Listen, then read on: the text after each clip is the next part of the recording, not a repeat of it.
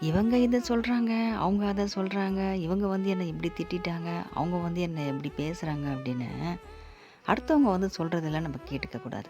அதெல்லாம் நம்ம கேட்டுட்டு இருந்தோம்னா, அவங்க வாய் வந்து பேசிட்டே தான் இருக்கும். பேசுற வாய் நிக்க போறதே கிடையாது.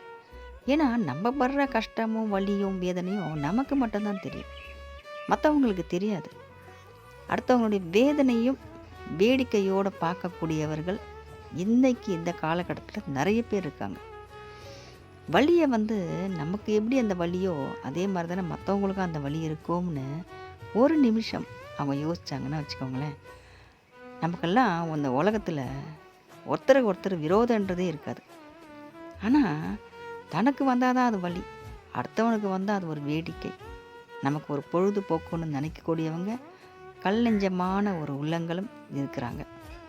இதனால தான் நெறைய பேருக்கு மனசுல வலி வந்து இருக்கும், வேதனையா இருக்கும். இப்படியெல்லாம் உலகத்தில வாழ்றாங்க மனுஷங்க. இந்த மனுஷங்க வாழக்கூடிய இந்த உலகத்தில நான் இருக்கணுமா? கடவுளே என்னை எதுக்கு இந்த உலகத்தில படைச்சேன்னு, இன்னைக்கு நல்ல உள்ளம் கொண்டவங்க எல்லாம் ஒரு கேள்விய வந்து நம்ம கேட்குறோம் கடவுள்கிட்ட. கடவுள் என்ன செய்றாரு? எல்லாரையும் படைக்க தான் செய்றாரு.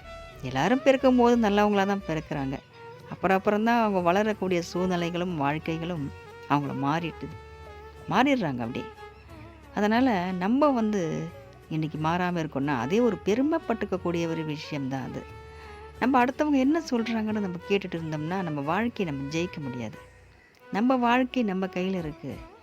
அடுத்தவங்க சொல்றத நம்ம கேட்டுட்டு இருந்தோம்னா, நமக்கு அது வந்து முன்னேற்றத்த குடுக்காது. அடுத்தவங்க சொல்லியா நம்ம சாப்பிடுறோம். நமக்கு பசிக்குது நம்ம சாப்பிடுறோம். நமக்கு அழணுமா அழுதுறணும்.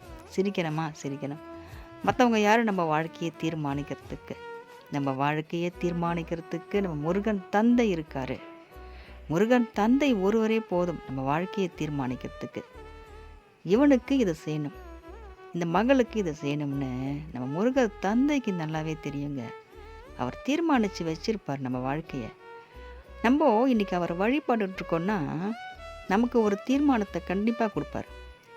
அவர் யோசிச்சு வச்சுட்ருப்பாரு. ஒரு பாதைய போட்டு வச்சுட்ருப்பாரு. இவங்களுக்கு இந்த பாதை தான் அப்படின்னு. அந்த பாதையில தான் நம்ம இன்னைக்கு பயணம் செஞ்சிட்ருப்போம். அதனால நமக்கு பயம் வேண்டாம்.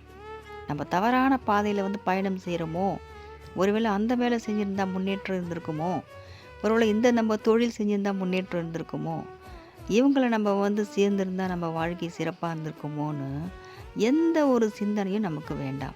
ஏன்னா, நம்ம முருகர் தந்தைய வணங்கிட்டுருக்கோம். முருகர் தந்தை நமக்கு முன்னாடி இருக்காரு. அவர் குடுத்த பாதையில நம்ம இன்னைக்கு பயணம் செஞ்சிட்ருக்கோம். அதனால எல்லாமே நமக்கு நல்லது தாங்க.